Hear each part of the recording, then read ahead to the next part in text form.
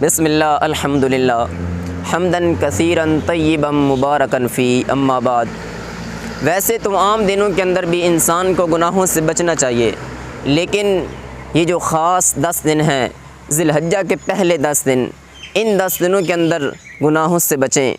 لوگوں کو گالیاں نکالنا، فتنہ فساد برپا کرنا، مسلمانوں کے ساتھ لڑائی کرنا، ایک دوسرے کو گالیاں نکالنا، کاروبار میں جھوٹ بولنا، ناپ تول میں کمی کرنا، دل میں بغض، کینہ، حسد، عناد، یہ بیماریاں پیدا کر لینا، اپنے دل میں دوسروں کے بارے نفرت پیدا کر لینا، یہ جتنے گناہ ہیں، جھوٹ، فریب، دھوکہ، یہ جتنے گناہ ہیں ان کو چھوڑ دیجئے۔ ان 10 دنوں کے اندر پریکٹس کیجئے، ان 10 دنوں کے اندر ان گناہوں کو چھوڑ دیجئے۔ مجھے امید ہے انشاءاللہ اگر آپ پوری محنت کے ساتھ گناہ نہیں کریں گے ان 10 دنوں کے اندر، اللہ تعالیٰ اس محنت کی وجہ سے، ان 10 دنوں کے برکت کی وجہ سے اللہ تعالیٰ ہمیشہ کے لیے ان گناہوں سے آپ کی عادت چھڑوا دے گا، ہمیشہ کے لیے آپ ان گناہوں سے دور ہو جائیں گے، اللہ تعالیٰ آپ کی عادت چھڑوا دے گا۔